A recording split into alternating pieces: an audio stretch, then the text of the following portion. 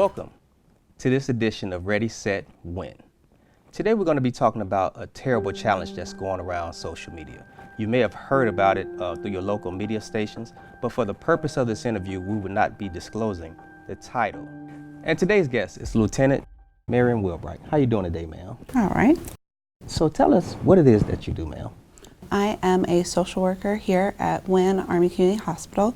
I am the Chief of Child and Family Behavioral Health, which is also considered CAFBIZ here. What kind of issues or things have parents brought to your attention in reference to the challenge that's going around, ma'am? Well, a few of the things that have been brought to my attention are just the fears and concerns that children have mentioned to their parents.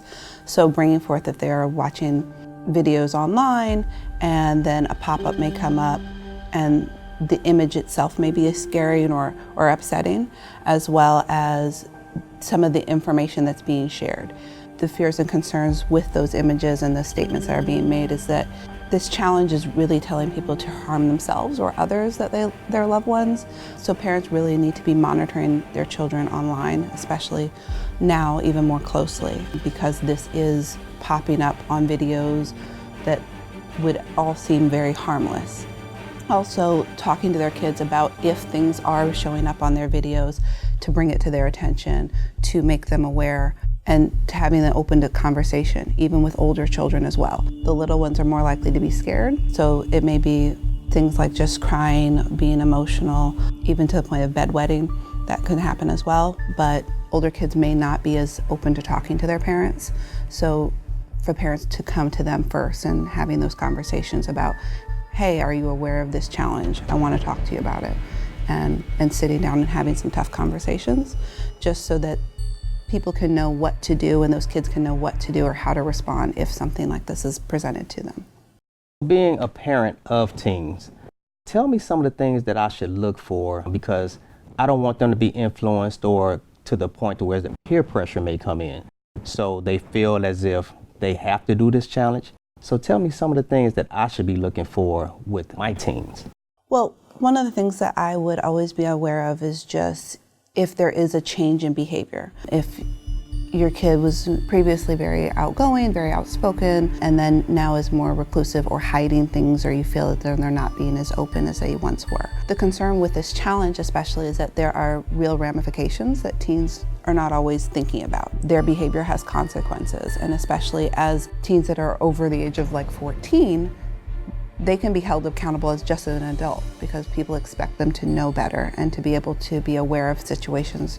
When this challenge is trying to manipulate children to do acts of violence or any type of harm to themselves or to someone else, knowing that carrying weapons or making threats, those can be held very seriously within even the legal system. But as a parent, really sitting down and being like, hey, have you seen this? Are you aware of this? Has any of your friends talked to you about that? Because I would hate to see a kid get kicked out of high school for behaving something that's on a challenge. Challenges should be fun, but not something that would be dangerous to others. So ma'am, for anybody that's out there that have children that they've observed a change in behavior, teens with a change in behavior, how can we reach you, ma'am? Well, there's a few different ways. For the kids that are in elementary school here on post, we have 3 providers from CAFBIZ that are at the school and available to talk, so that they can always just reach out to the principal of the schools on post, as well as they can also contact their primary care provider and ask for a referral to Child and Family Behavioral Health here on post, or they can go out into the community. The great thing about TRICARE right now is that you have the option for behavioral health services in the community without a referral.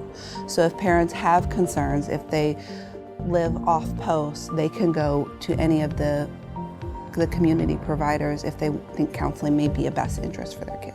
Well, thank you for joining us today, ma'am. Thank you. Parents, please remain vigilant. Watch your children's activity online. Please talk to your teens. Make sure that they're not under any peer pressure to be doing these challenges. We want the best for all our youth. If you want to make an appointment to see a behavioral health specialist, please call 912-435-6633. And as always, thank you for joining us, and we'll see you next time on Ready, Set, Win.